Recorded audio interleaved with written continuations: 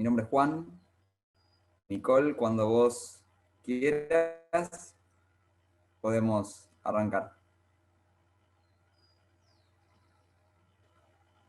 Dale nomás, Juan. Vamos. Bueno, arrancamos esta charla. Muchísimas gracias por estar acá. Esta charla taller, porque la idea es que de aquí ustedes se lleven conocimiento. Quizás no estaremos haciendo un taller tradicional como se suele hacer en presencia, ¿no? Donde uno en un taller lo que hace es todo el tiempo estar en contacto con eso que va creando, con ese conocimiento que lo va. En este caso, bueno, se da esta virtualidad de quizás uno no poder con sus propias manos, ¿no?, tejer o construir eso, pero sí este conocimiento a través de las redes lo van a poder llevar a la práctica a sus casas. Y de eso se trata, porque si hablamos de nutrición, estamos hablando de algo que nos compete muy de cerca a cada uno de nosotros. Y de eso vamos a hablar, de la nutrición basada en plantas. Y ponemos un subtítulo que es Uno Esteche, soy licenciado en nutrición, soy cofundador y coordinador en la agrupación Proyecto Timón Verde. También esto lo hacemos en conjunto con Vida Libre ONG, y ambas agrupaciones formamos parte de lo que es Alianza por el Clima, una coalición de 40 organizaciones socioambientales de nivel federal, o sea, de todo el país, que lo que buscamos es justicia ambiental, que también es justicia social. Bueno, así que ahora vamos a arrancar de lleno con esta presentación. Ahí está. Bueno, para hablar de la nutrición basada en plantas, lo primero que tenemos que decir y aclarar para despejar cualquier tipo de miedos, de dudas, es que por supuesto esto no es una ocurrencia de alguien que simplemente dice, la verdad que no quiero molestar más a los animales, no quiero comer más animales, sino que hay una ciencia detrás de todo esto que avala esta alimentación y que se adecua perfectamente para el ser humano, y es como lo dice la Declaración de la Academia de Nutrición y Dietética de los Estados Unidos, que es la organización más grande a nivel mundial porque reúne a más de 100.000 profesionales de la salud vinculados con la nutrición, y además esta declaración se replica en todos los países del mundo, ¿no? Incluida la Sociedad Argentina de Nutrición, que nos dice que una dieta vegana bien planificada, es decir, que no contiene ningún ingrediente de origen animal, se adecua a cualquier etapa del ciclo de la vida del ser humano. Esto quiere decir desde que nacemos hasta el último de nuestros días, y también incluye diferentes etapas en las que puede atravesar el ser humano, como la lactancia, el embarazo, y también otras situaciones como el deporte. También es perfectamente aplicable para deportistas. No solo se queda ahí esta definición, sino también que nos dice que es preventiva de enfermedades, que puede tratarlas e incluso revertirlas. Muchas de estas enfermedades que hoy se siguen atendiendo con muchas drogas, medicamentos, este tipo de alimentación bien llevada, bien planificada, puede revertir muchísimas de esas enfermedades. Por eso es que estamos hablando que esto es una solución socioambiental, y cuando hablamos de socio, directamente sí nos estamos refiriendo a lo que es salud pública. No se queda ahí tampoco esta definición, sino que también nos remarca que es sustentable, sostenible, quiere decir que puede permanecer en el tiempo por siempre y perdurar, porque es todo lo contrario a una actividad extractivista, que lo que hace es saquear nuestros recursos.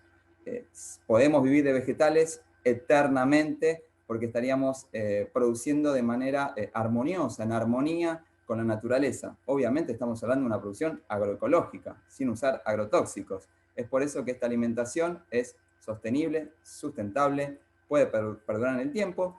Y la única aclaración que nos hace esta declaración de la Academia de Nutrición y Dietética, replicada en todas las demás organizaciones y sociedades de nutrición del mundo, es que requiere de la suplementación de una sola vitamina B12, que ya se llama vitamina B12, y más adelante vamos a explicar de qué se trata todo esto, y no es porque esta alimentación falle en algo, sino que hay una consecuencia por la cual nosotros debemos, una razón, perdón, por la cual nosotros debemos suplementarnos con esta vitamina B12. Entonces, despejadas estas dudas, los miedos, vamos a arrancar de lleno con la presentación.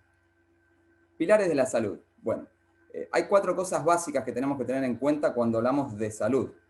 Es la propia biología del ser humano, es decir, lo que tenemos en nuestro ADN, cómo vamos a desarrollarnos, a crecer a partir de nuestra genética.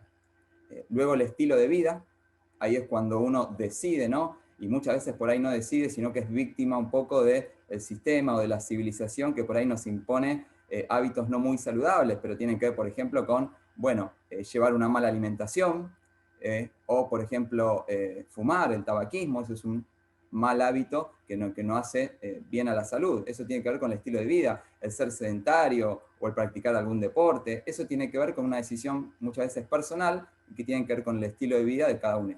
Luego el ambiente, fundamental. Si vivimos en un ambiente contaminado, obviamente nuestra salud se va a ver perjudicada. Y el último, cuarto punto, estos pilares de la salud, es la salud pública. Es decir, ahí empieza un poco el rol del Estado de decir, dispongo de los medios necesarios para poder trabajar, ¿no?, en las necesidades de la población, para poder satisfacer esas necesidades de salud. Acá estamos hablando de hospitales, de medicinas cuando hicieran falta, y por supuesto todo eso tiene que ver con la salud pública y con ya directamente más bien lo gubernamental. Bueno, estos 4 pilares son básicos y que tienen que cumplirse para poder lograr una buena salud. Un poco de historia. Yo los voy a invitar a un viaje en esta presentación, en esta charla, en este taller, a un poco romper un paradigma, ¿no? ¿Y qué es un paradigma? Es esa creencia que se tiene en un momento histórico, esa creencia, ¿no?, que tenemos los humanos sobre un tema en particular en un momento histórico.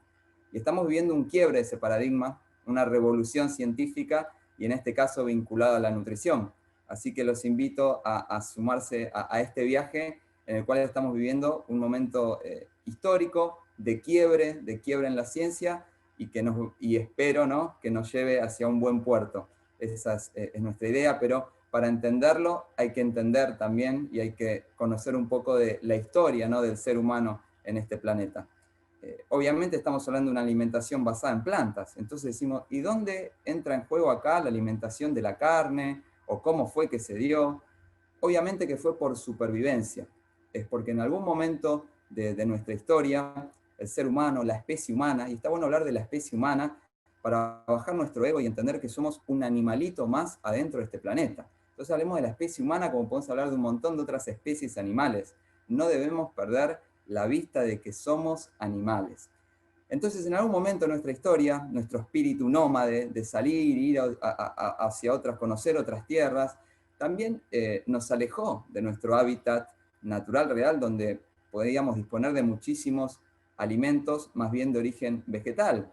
Obviamente el ser humano no está preparado para vivir a un clima frío, y hoy lo hace gracias a la tecnología, ni más ni menos. Nosotros en muchas ciudades, en muchos lugares del planeta, en invierno, si no dispondríamos de tecnología como calefacción o un hogar o abrigo, moriríamos de frío, literalmente. Y ningún animal tiene ropa o usa calefacción, sino que vive en el lugar donde la naturaleza le permite vivir sin enfermarse, ¿no? Es por eso que nosotros hemos copado varias partes del planeta gracias a la tecnología. Bueno, en esa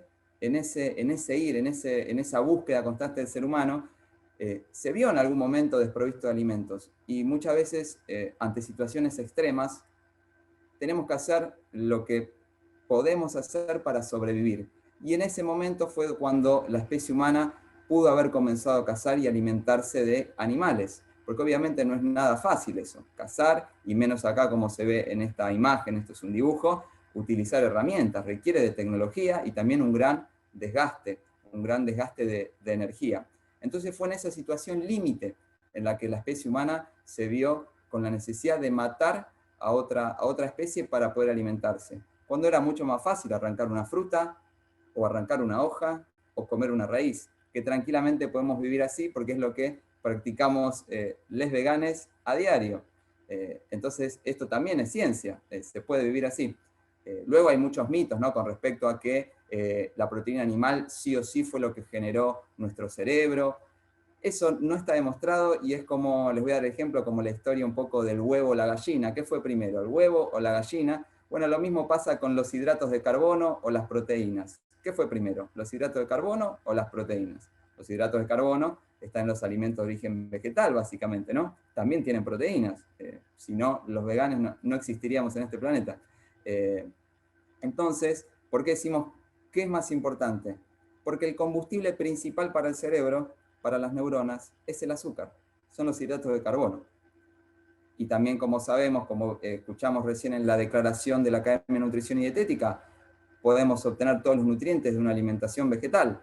Entonces, el mito este de la proteína sí o sí necesaria para la expansión cerebral, para el crecimiento, la verdad que pierde un poco de peso esta hipótesis, esta teoría, y además porque estudios recientes demostraron que primates, es decir, a donde pertenecemos nosotros, ¿no? Con las decenas o cientos de familias de monos que habitamos este planeta, los cerebros de frugívoros, es decir, aquellos primates, mamíferos que se alimentan de frutas, tienen el mismo tamaño cerebral que otros que quizás ingieren pequeñas cantidades de carne. Entonces, ya esta teoría está casi dada de baja de que sí o sí era indispensable la proteína de origen animal.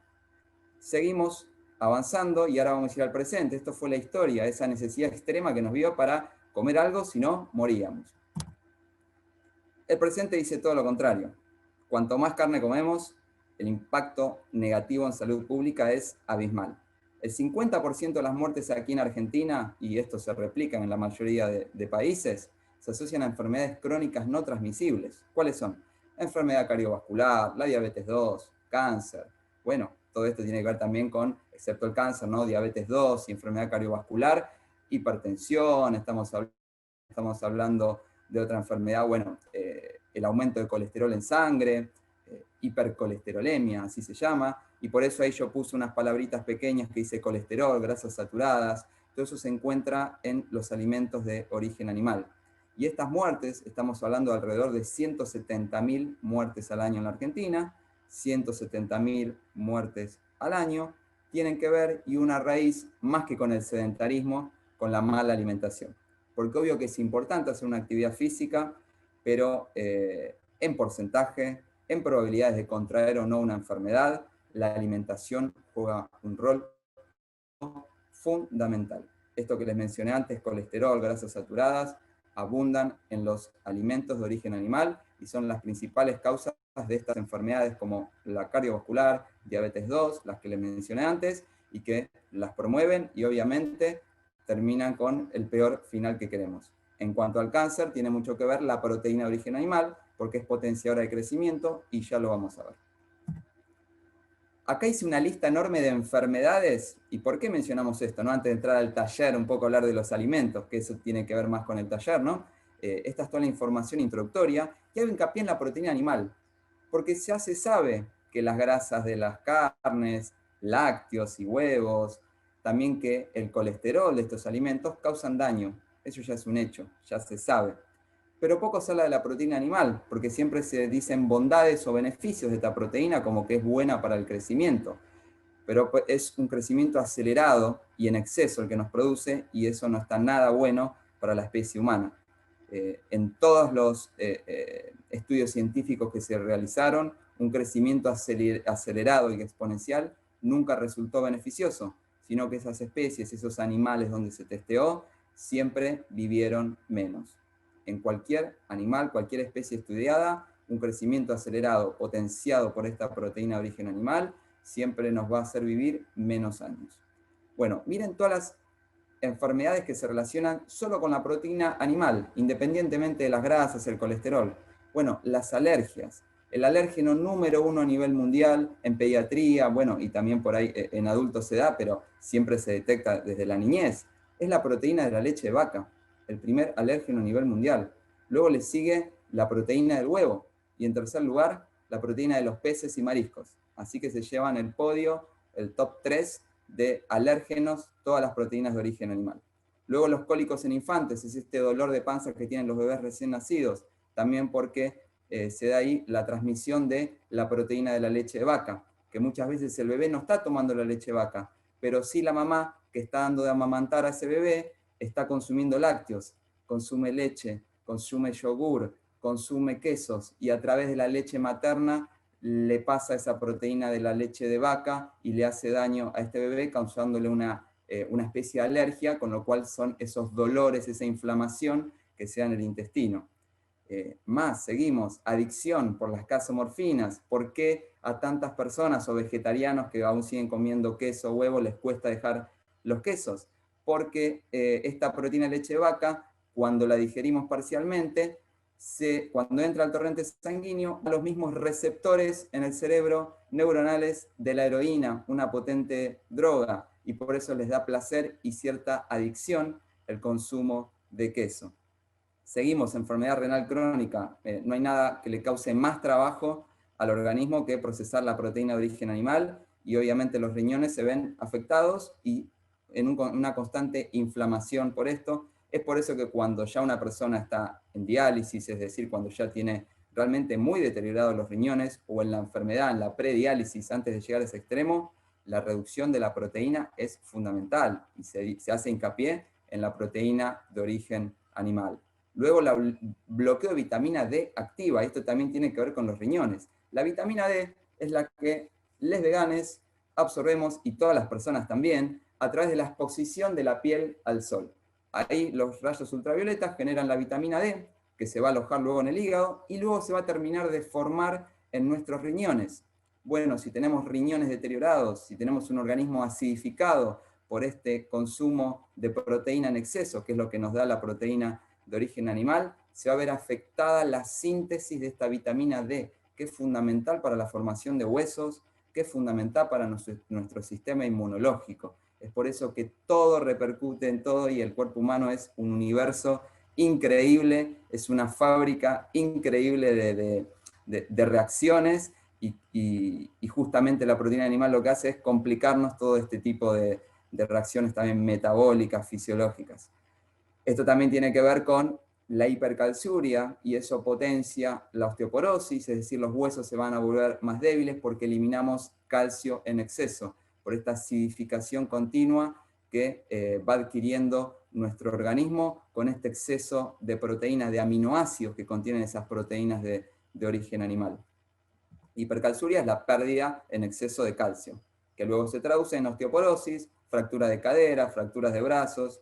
Desarrollo precoz, lo que les conté antes. La proteína animal lo que hace es que las niñas menstruen antes, también que los niños antes lleguen a la pubertad, a esa etapa, y no es nada bueno adelantar etapas en lo más mínimo. Y sobre todo también con lo psicológico y lo social que esto implica para el ser humano. Estrés oxidativo quiere decir que envejecemos más rápido por este exceso de metionina que tiene la proteína de origen animal. También, como les conté antes, el cáncer, se promueve el cáncer con la proteína de origen animal, porque todos esos beneficios y ventajas que se hablaba tan bien de la proteína animal, porque potencia el crecimiento, si tenemos una célula precancerígena, también va a hacer que esa célula precancerígena crezca y se difunda a diferentes partes del cuerpo. Esto se da porque aumenta, por ejemplo, entre otras cosas, la IGF-1, que es una hormona similar a la insulina, que lo que hace es potenciar este crecimiento del cáncer. También la colina, presente en el huevo, forma parte fundamental de cuando hay una metástasis, cuando el tumor está creciendo, pues tiene que ver con las células, con la formación de las células, y la metionina, que está siempre en abundancia adentro de estas proteínas de origen animal. También se ve implicado con diabetes 2, que es esta resistencia a la insulina, es decir, que mucho más tiempo pasa el azúcar en sangre, y eso genera deterioro de todo tipo, desde pérdida de vista, falla renal, e incluso amputación de piernas cuando ya está fallando todo este sistema circulatorio. Y luego también diabetes 1 en niños. Esto hay muchos estudios que asocian la proteína animal con la aparición de esta diabetes infantil, porque se da ya generalmente en la etapa de la niñez, porque justamente la proteína de la leche de vaca es muy similar a una célula que se encuentra en el páncreas. Entonces, cuando el cuerpo ataca a la proteína de origen animal porque la ve como invasora, como un cuerpo extraño, también puede atacar y reaccionar con esta célula, contra esta célula humana, que es la productora de la insulina. Es por eso que también podría ser peligroso y gran causal de la diabetes 1, la proteína de la leche de vaca. Seguimos, más del presente, el consumo de carne. Ya hablamos de toda la salud, ahora viene lo ambiental, porque decíamos que la alimentación a base de plantas era una solución socioambiental. Entonces tenemos que entender a qué nos referimos cuando hablamos de ambiente.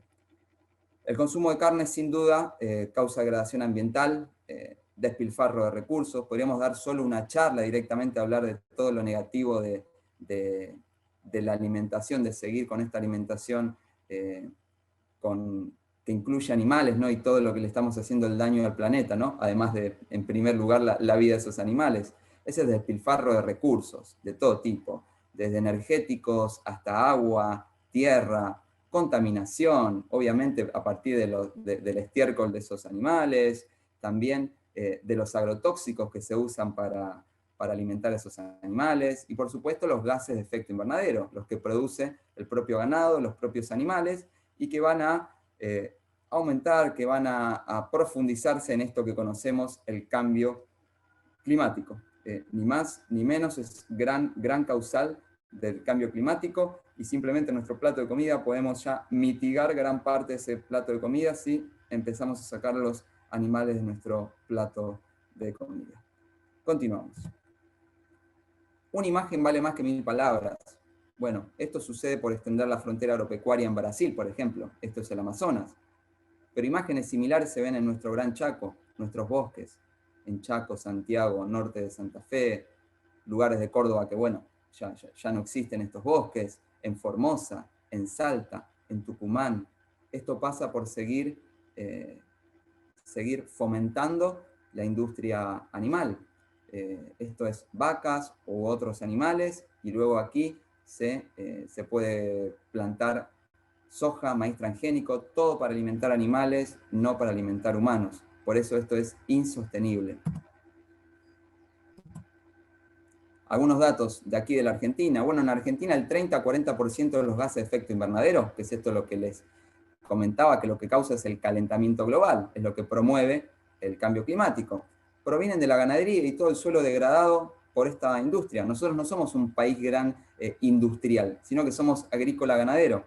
Entonces todo nuestro desastre ambiental está mayormente vinculado a la producción agroganadera, ni más ni menos. Y hay más ganado que humanos en Argentina, 54 millones de vacas, y hablo solo de vacas. Si contamos cerdos hay 6, 7 millones, y aves infinitos de millones, ¿no? Muchísimos más. Más ganado que humano. Entonces imagínense la cantidad de agua que necesitan estos animales, la cantidad de alimento que necesitan estos animales, la cantidad de contaminación y de estiércol que dejan estos animales. Es por eso que es insostenible. No existe la ganadería agroecológica, y es muy fácil de demostrar eso. El 90% de la soja y maíz transgénicos, esto que contamina por los agrotóxicos, esto que degrada nuestros suelos, gran responsable de los desmontes, del desalojo de pueblos originarios. Por eso no nos olvidemos de lo socioambiental. Aquí la sociedad se ve perjudicada. Tenemos un 93% de urbanización. Eso quiere decir que la gente se tuvo que ir de su campo, de sus tierras, de sus territorios. ¿Por qué? Porque este modelo extractivista no genera esos puestos de trabajo que nos prometen. Es por eso que volcarnos hacia lo agroecológico sí sería una ruralización real, sana, porque necesitamos del trabajo con las manos de cada persona en esa tierra, y no sembrando agrotóxicos. Seguimos. Este es el dato quizás más importante a tener en cuenta, o en realidad todos son importantes, pero este creo que es el más contundente. El 70% de las tierras cultivables, o que significa que están dadas a producir alimentos, están ocupadas por ganado, por animales. Y en el 30% restante es lo que produce la agricultura. Bueno, en ese 30% que es lo que produce la agricultura, una tercera parte se destina a alimentar animales. Si directamente usamos esas tierras para producir alimentos para humanos, se terminaría el hambre en el mundo. ¿Y cuál es el dato contundente? ¿Qué hacemos con ese 70% de tierras que hoy está ocupado por ganado, por animales? Quedan obsoletas. Eso significa que volverían a ser bosques nativos, que volverían a ser selvas. Por eso es que esto es contundente y realmente es una revolución empezar a transicionar lo más rápido posible hacia una alimentación basada en plantas. Cuando decimos en plantas nos referimos a vegetales. El término plantas viene del inglés del plants, pero obviamente nosotros no es que comemos potus o helechos, sino que comemos vegetales, ¿no? Seguimos, en todas sus variedades, ya las vamos a ver cuáles. Costo ambiental del consumo de producto de origen animal, también tiene que estar relacionado con las quemas, con los incendios. Y para una población de 10.000 millones en el año 2050, hoy somos poco más de 7.000 millones, ya sería totalmente impracticable, porque ya no quedaría Amazonas, nuestros bosques nativos aquí del Gran Chaco ya desaparecerían, si creemos que tenemos que seguir produciendo animales con esta necesidad inventada, porque es innecesaria, de proteína animal, terminaríamos con todos los bosques. Por eso geofísicamente no es posible. Y cuando se habla de una agroecología, o mejor dicho, una carne agroecológica, también es impracticable. Hoy en día, de estos 54 millones de vacas que hay en la Argentina, más de la mitad están encerradas en feedlots, lo que se conoce como industrialización animal. Si quisiéramos hacer algo agroecológico, esas vacas que hoy están encerradas deberían estar sueltas y dispersas en el campo, lo que hablaríamos de bienestarismo animal. Si llegamos a hacer eso, ya directamente no quedan bosques. Es por eso que es impracticable y es un error seguir consumiendo animales. Por supuesto que respetamos desde todo punto aquellas tradiciones que están arraigadas a los pueblos originarios, a quizás algunas microeconomías, pero cuando hablamos de una alimentación en general para la mayoría de la población a nivel mundial y lo que tiene que ver con las grandes urbes, el consumir animales no es un privilegio que nadie puede darse, y además de todo lo ético, ¿no? que tiene que ver con todo esto, toda esa visión, ¿no? del daño ambiental, del daño a los animales, como dije antes en primera instancia, pero no es un lujo que nos podemos dar en absoluto.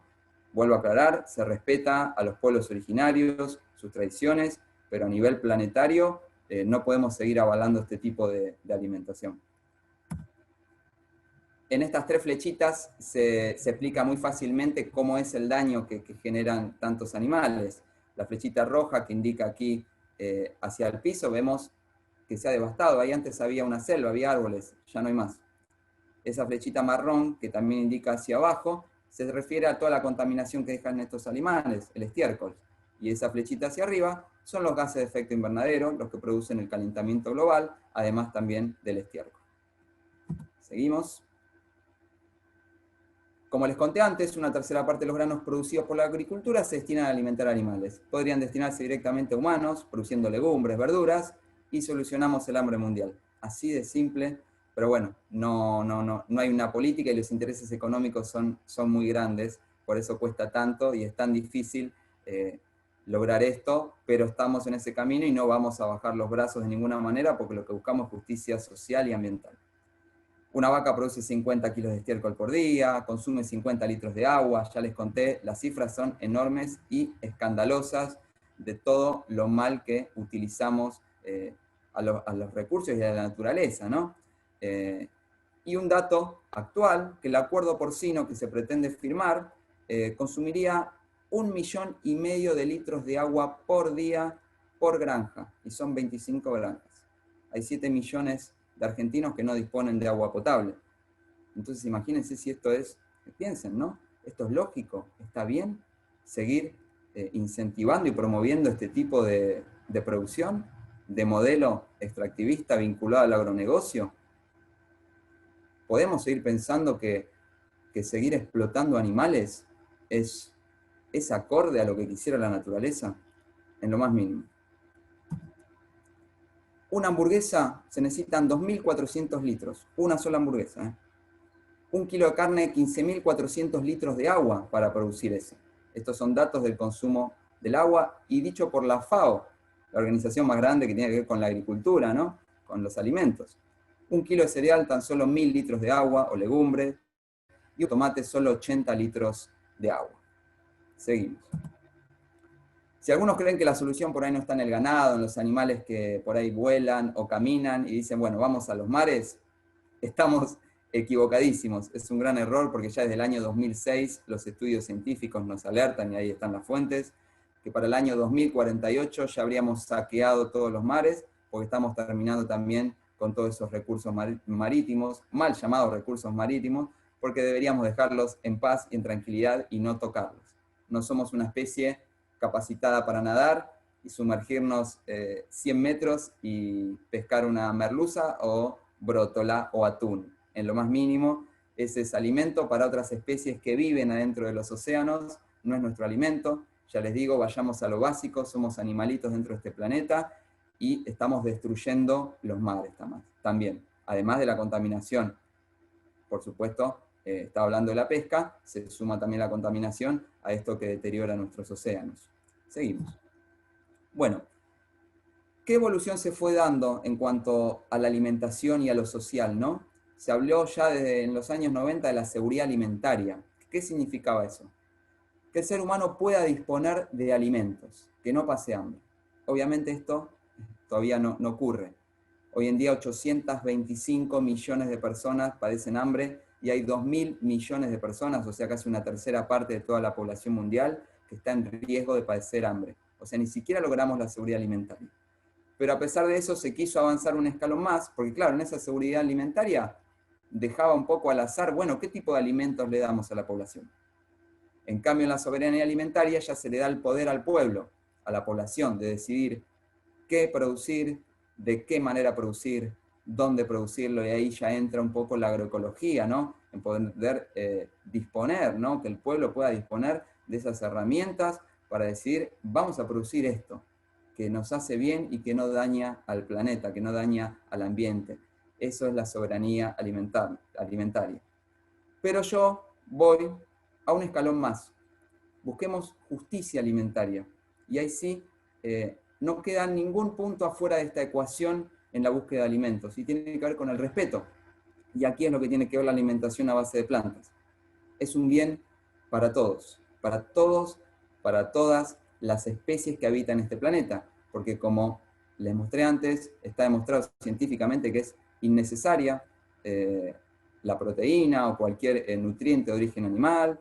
Además, obviamente, la explotación animal para ningún tipo de actividad es totalmente innecesaria. Es por eso que en este concepto de justicia alimentaria ya incluimos a todo. Es una visión planetaria, es una visión donde ya vamos a ver los beneficios que nos trae de empezar a adoptar este término en el cual englobamos a todos y no solo tiene una visión antropocentrista. Es decir, no solo nos centramos en los intereses del ser humano, sino también en los intereses de las demás especies que cohabitan con nosotros aquí y en el ahora. Entonces la justicia alimentaria, además de darnos alimentos sanos, soberanos y agroecológicos, respeta a todo ser viviente.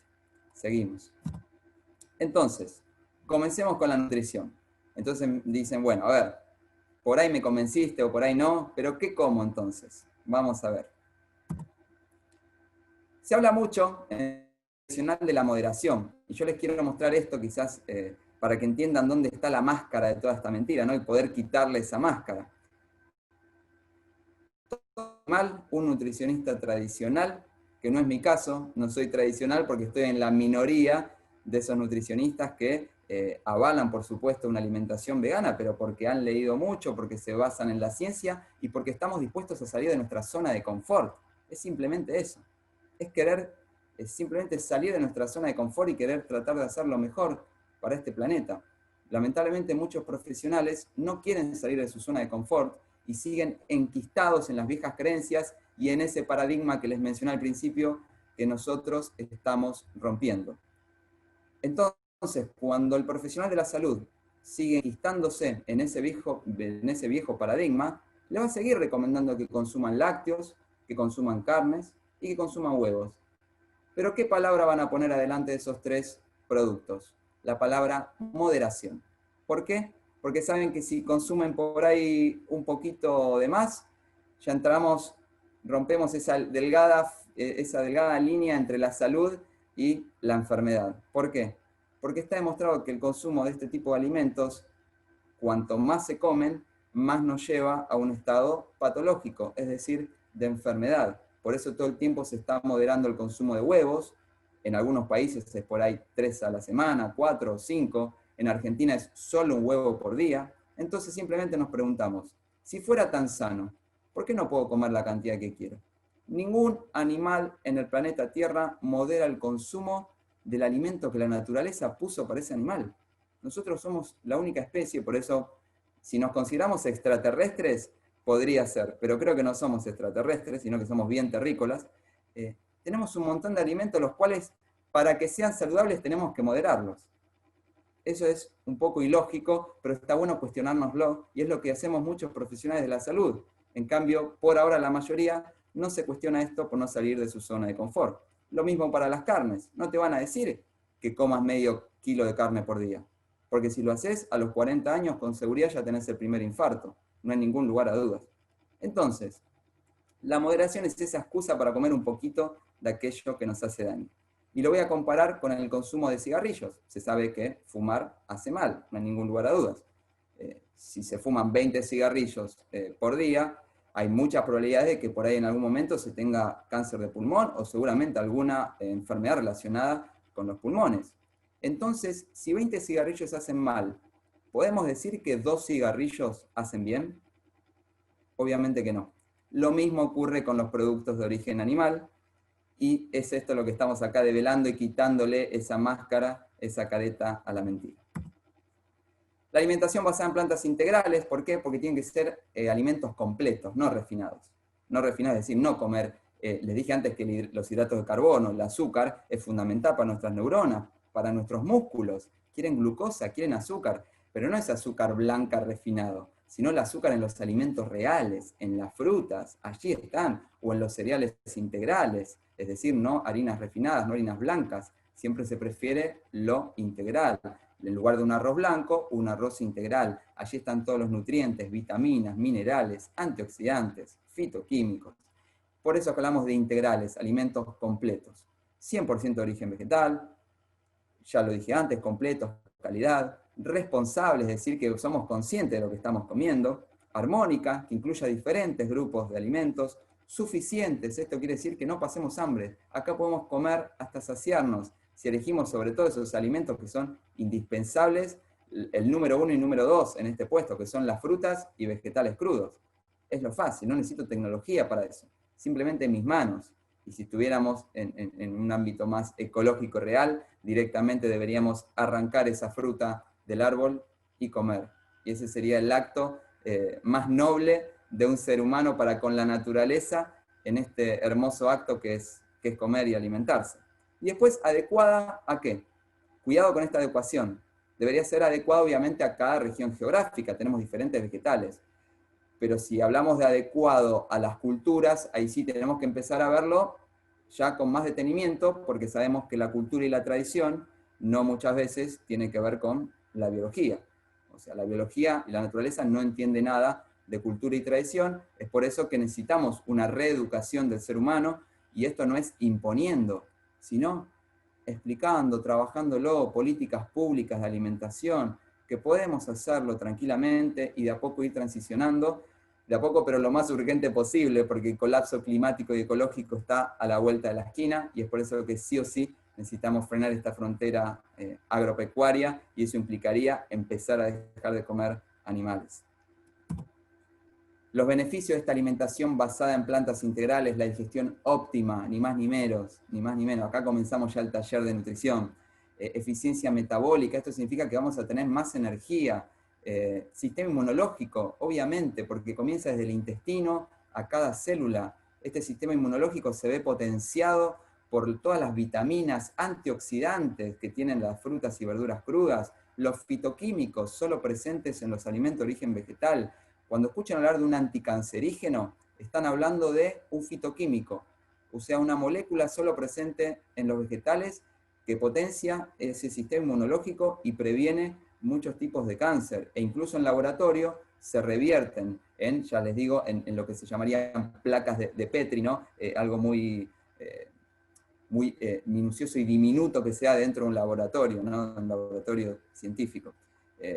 Entonces les decía, todo esto potencia nuestro sistema inmunológico y además nos hace vivir más años, por esto hablamos de los antioxidantes. Reversión de enfermedades, como les decía antes, la diabetes 2 en muchos casos, hoy se la trata como una enfermedad crónica, es decir, para toda la vida. Podría revertirse con una alimentación vegana bien planificada. Antiinflamatorio, ni más ni menos, la recuperación muscular es mucho más rápida, es decir, vamos a sufrir menos dolores, y lo que dije antes, longevidad. Estos son los grupos básicos que deben incluir esta alimentación. Van a ver que no hay nada raro.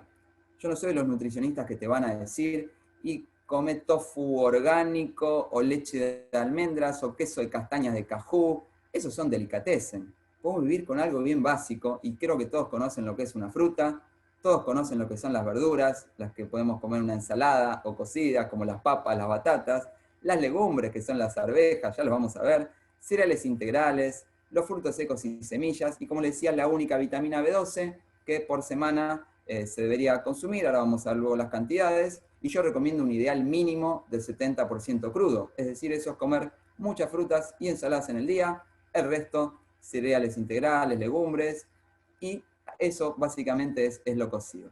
Vamos a avanzar para ver cada grupo, y ya queda poquito. Frutas, bueno, miren, aquí les traje, es como para que sepan, hasta los precios les muestro para que vean que esto no es nada caro, ni no es accesible, o es solo para un sector de la población, ni más ni menos. Esto debería ser para todos y todas, y el conocimiento lo que nos hace es decir, ah, bueno, puedo elegir este alimento y acá tengo todos los nutrientes que necesito. Las frutas es el alimento indispensable para el ser humano. O sea, estas manos están hechas para arrancar frutas u hojas. Obviamente no están hechas para ahorcar una vaca, un cerdo, y yo tampoco me animo a matar una gallina ni a un pez. Y eso se da en la mayoría de los seres humanos. Entonces yo no conozco ningún carnívoro que le dé impresión matar un animal. Es decir, ya cuando hay varios humanos que nos da impresión o sentimos una sensación extraña de producir ese acto, es porque evidentemente no somos carnívoros. Bueno, aquí vean, naranjas, mandarinas ricas en vitamina C, calcio, peras tenemos, manzanas, bananas. Yo siempre promuevo a que consuman esas frutas maduras, por ahí esas que están de oferta. Aprovechemos porque hay que comer mucha fruta, no esas 3 o 2 que nos dice la Organización Mundial de la Salud, que ya saben, o sea, no tiene muy buena prensa, sobre todo por este tema de la pandemia que estamos viviendo. Ellos recomiendan 2 o 3, pero claro, es una alimentación sistematizada, víctima de la cultura y la tradición. Yo estoy recomendando un mínimo de 10 frutas al día, más, pueden comer la cantidad que quieran, van a vivir una vida que nunca antes vivieron. Por eso esto se trata de desaprender para volver a aprender, y ustedes van a ser partícipes de este quiebre del paradigma que estamos viviendo. Seguimos. Ensaladas, bueno, fíjense los precios. Hoy en día se consiguen 3 paquetes de acelga a 100 pesos o 4, 50 pesos está un kilo de repollos. Las hojas verdes tienen abundante calcio, proteínas, vitaminas. Tenemos de todo, incluso de la calle podemos obtener los alimentos, de la vereda, el diente de león, este que ven acá y le puse una estrellita, porque ese está gratis en las calles. Googleen cuál es el diente de león y empiecen a recogerlo de las veredas, lo lavan en casa y lo comen en una ensalada. Tiene infinitos beneficios el diente de león, como muchísimas hojas verdes. Y también comemos raíces, como muchos animales, primates, nuestros primos los monos. ¿Cuáles son las raíces? Remolacha, rabanito, zanahoria, nabo, esos son raíces. Y tenemos que incluirlas en nuestra alimentación. Y el acusai, que siempre recomiendo, ese repollo chino, que ya se ve, cada vez es más popular y es el más económico, quizás una de las fuentes de calcio más económicas que tenemos. Super especias, esto es a full para levantar nuestro sistema inmunológico, además de lo que hacen los otros alimentos. La cúrcuma tiene un potencial increíble, combinación con pimienta negra, canela, ajo, jengibre, a usar especias que nos potencian nuestro sistema inmunológico. Verduras cocidas, como les decía, fíjense que no hay nada extraño en una alimentación basada en plantas. A comer papas, batatas, calabaza, se puede conseguir 30 pesos el kilo de calabaza. Miren la cantidad de alimentos que tenemos. La naturaleza es muy generosa para con el humano si realmente estamos en sintonía con ella. Seguimos. Fuente de vitamina A. Siempre recomiendo cocinar esto ya sea hervido o al vapor y no freír, obviamente, y por ahí al horno aumenta demasiado la temperatura, pero no freír con aceite, sino poner un poquito de agua. Seguimos. Las legumbres, el otro grupo. Los garbanzos, solo 130 pesos el kilo. Las arvejas, solo 60 pesos el kilo. Esto es lo más parecido a la proteína de origen animal, pero sin ningún efecto adverso y tampoco sin daños a terceros. Así que a comer legumbres no hace falta tanto, elegir la que mejor digestión nos haga, y yo recomiendo en este caso las arvejas. Se puede comer todos los días una pequeña porción o día por medio. No es para obsesionarse tampoco con las legumbres. Seguimos. Potenciamos la absorción de hierro de las legumbres con limón. Eso decía la anterior diapositiva. Cereales integrales. Tenemos el arroz integral. Es lo más sano que podría recomendarles, porque hoy en día el gluten que está en el trigo, por ahí está asociado a muchas patologías por esta manipulación que estamos haciendo todo el tiempo del trigo. Hicimos una proteína muy compleja. Entonces, arroz integral, la avena también, polenta, pan integral casero, recomiendo que lo hagan en casa. Todos estos son cereales integrales. Con consumir solo una porción de cereales integrales al día alcanza. El resto pueden ser abundantes frutas y ensaladas y legumbres. Semillas y frutos secos. Aquí dejé solo semillas porque frutos secos es el único alimento caro en la alimentación vegana. Pero hay que comer muy poquito. Y recomiendo las nueces comunes. Las nueces esas que tienen forma de cerebrito, esas nueces son las que recomiendo. Y si no, tenemos las semillas también de lino, de chía o semillas de girasol, que nos van a proveer de un montón de nutrientes y este fundamental omega 3 en las semillas de lino. Así que un buen hábito es de todos los días poner nuestros licuados, una cucharada sopera enorme en nuestro licuado de frutas para que esas semillas se puedan destruir, moler bien, procesar y así absorbemos todo el omega 3, que también está en las nueces comunes, como lo dije antes, y en las semillas de chía.